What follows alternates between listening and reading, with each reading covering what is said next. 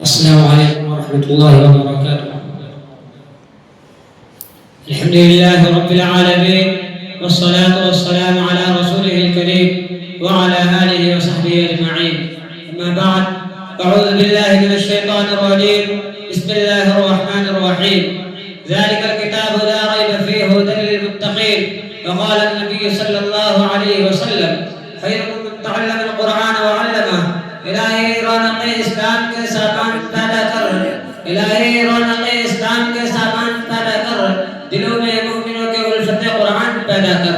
صدر محترم، اسٹیج پر رونق افروز بزرگان دین اور حاضرین جلسہ، آج کے اس محفل میں اور آج کے اس مبارک اجلاس میں میرا موضوع سخن دنیا کے سب سے پاکیزہ اور مقدس کتاب قرآن پاک ہے۔ ہمیں چڑھتے سورت کی طرح یقین ہے کہ اس کا ایک ایک حرف سچا اور صادق ہے۔ وہ قرآن پاک زبان مقدس، بیان مقدس اور فصاحت و بلاغت کا ٹھاٹے مارتا سمندر ہے۔ اس کے متعلق ارشاد ربانی ہے کہ قرآن وہ کتاب ہے جس کے صادق اور برحق ہونے میں کوئی شک و شبہ نہیں۔ اس کے بارے میں محسن انسانیت حضور پاک صلی اللہ علیہ وسلم نے ارشاد فرمایا کہ تم میں سے سب سے بہتر وہ شخص ہے جو قرآن کو سیکھے اور سکھائے۔ دعا کیجیے کہ خدا القدوس تم سب کو قرآن پاک کی دولت سے مالا مال فرمائے، آمین۔ نوجوان دوستو، قرآن پاک رب الجلال کی طرف چاہتا حسین تحفہ ہے کہ جس نے 23 برس کے قلیل مدت میں پورا عالم کو انقلاب برپا کر دیا کہ برس بر فصاح بلغا ادبا و شورا حرام و شدر رہ گئے، اس کی آیتوں کو سن کر پتھر نرموم ہو گئے۔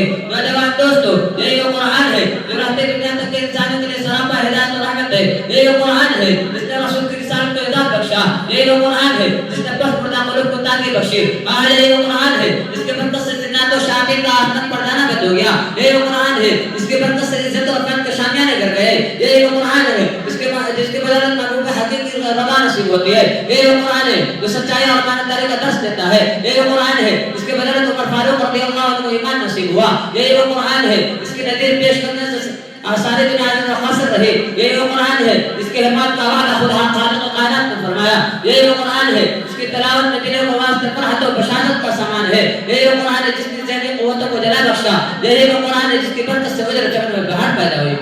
محترم حضرات، آج کے اس نازک دور میں حفظ کلام پاک کو فضل سمجھا جاتا ہے، اس کا الفاظ رٹنے کو حرامت بتایا جاتا ہے۔ کہا جاتا ہے کہ اس کا رٹنا اور بے سمجھے کرنا بیسود ہے۔ افسوس سے افسوس اس قرآن پاک کے بارے میں ہمارا یہ خیال ہے کہ اس کے بارے میں شاہد عبادت تھا جناب کریم محمد رسول اللہ صلی اللہ علیہ وسلم نے ارشاد فرمایا کہ اقرأ ورتقِ ورتل كما يترتل الترتل في الدنيا وإنما نزلت عند آخر آية فقرأوها۔ حافظ قرآن سے کہا جائے گا قرآن پڑھتا جا اور جنت کے درجے پر چلتا جا اور ٹھاٹ ٹھر کر پر جیسا کہ تو دنیا میں ٹھاٹ ٹھر کر پڑا کرتا تھا، بس تیرا مقام اور ٹھکانہ وہی ہے جہاں آخری آیت پر پہنچے۔ نوجوان دوستو، قرآن کریم قرآن کریم دنیا کی سب سے بڑی نعمت ہے۔ یہ زمین اور آسمان، چاند سورج اس نعمت کا مقابلہ نہیں کر سکتے۔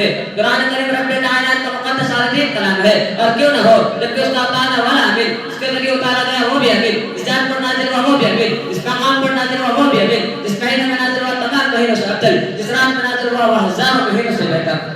اللہ کا یہ مقدس کلام، اللہ کا یہ مقدس پاک کا سارا کلام تمام کلام سے افضل اور بہتر ہے۔ حدیث پاک میں آتا ہے فضل کلام اللہ علی سائر الکلام کفضل اللہ علی خلقہ۔ اللہ کے کلام کو تمام کلاموں پر ایسی فضیلت ہے جیسے خود حق تعالی شان کو تمام مخلوق پر اللہ کا دولارا خدا کا پیارا ارشاد فرماتا ہے کہ جس نے قرآن پڑھا اور اس پر عمل کیا اس کے والدین کو قلب عالم کے سورج سے بھی زیادہ روشن تاج پہنایا جائے گا۔ یہ غور کرنے کا مقام ہے کہ جب والدین کو اس طرح قدر و انعام سے نوازا جائے گا تو دھن پانے والے کا مقام اور مرتبہ کا کیا عالم ہوگا۔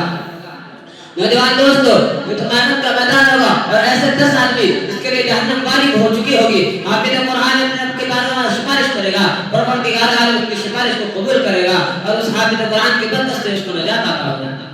حضرات، قرآن کریم کو عظیم برکت اور سعادت ہے جو روح خداوندی اور معنی حیات کا چشمہ زندگی ہے۔ وہ عرب قوم جو پشت عام پشت مردہ چلی آ رہی تھی، دنیا جس کو ذلیل اور حقیر جاتی تھی، تو کوئی ان کو اونٹ کی مہنگے میں کھیلنے والا سمجھتا، تو کوئی ان کو جاہل عرب کا خطاب دیتا، تو کوئی ان کو جاہل مکہ کہتا۔ لیکن جب قرآن آیا تو جس کا نام جاہل عرب تھا اس کا نام صحابہ کرام ہو گیا، جس کا نام جس کو نفرت سے یاد کیا جاتا تھا اس کو رضی اللہ عنہ اور عنہ اعزاز ملا۔ اس زمانے کا نام جاہلیت تھا، اس کا نام خیر القرون ہو گیا۔ وہ مردہ قوم جو قربت نہیں لے سکتے، طاقت و قوت سے ایسے لے ہوئے اس نے قصر و قصرہ کا غرور خاک میں ملا دیا۔ نوجوان دوستو، قرآن آیا تو زمانے مکان میں زندگی آئی، قرآن آیا تو عدل و مساوات کا پیغام آیا، قرآن آیتوں کا سبب اسلام کھانا، قرآن آیتوں پر ناکام سدھا ہوئے، قرآن آیتوں کا سبب مسئلہ کا غرور خام ملا، قرآن آیتوں باطل کے لہرات میں جھٹے ٹوٹ پڑے، قرآن آیتوں کو پرشر میں دب کر گیا، قرآن آیتوں کو توحید کے لیے ایمان ملا، قرآن آیتوں توحید کے لیے ایمان ملا، قرآن آیتوں احکام کے لیے شریعت ملی، قرآن آیتوں دستور میں انسانی کو حقوق ملے، قرآن آیتوں دوست میں سب کچھ ملا، مگر افسوس ہم نے قرآن پاک کا دامن مقدس کو ترک کر دیا، ہم نے اس کے پاک کے ساتھ تعلیمات کو بھلا دیا، نتیجہ وہ ہوا کہ وہ مسلم قوم جس کے سر پر عزت و رحمت کا تاج تھا، ذلت اور رسوائی کے غار میں جا گری، وہ قوم کامیاب جس کے آگے بڑھتا میں استقبال کرتی تھی، ناکام اس کا مقدر بن گئی، وہ قوم جس کی ایک آواز پر افریقہ کے جنگل میں رہنے والے فرمان درندوں نے میدان خالی کر دیا تھا، آج ایک چھوٹی گھوڑ کا حکم ماننے کو تیار نہیں، وہ قوم جس نے کبھی حکومت و سلطنت کا فرض ادا کیا تھا، آج غلامانہ زندگی بسر کر رہی ہے، وہ قوم جس کی ماضی روشن آفتاب نہ تھی، حال مستقبل اس کا تاریخ ہے، مسلمانوں سمجھو اور ہوشیار ہو جاؤ، وقت کا پتہ چاک کرو، قرآن پاک سے وابستہ ہو جاؤ، اور یاد رکھو تاریخ ہمیں کبھی معاف نہیں کرے گی۔ یہ چند باتوں پر میں اپنی تقریر ختم کرتا ہوں، وما علینا الا البلاغ۔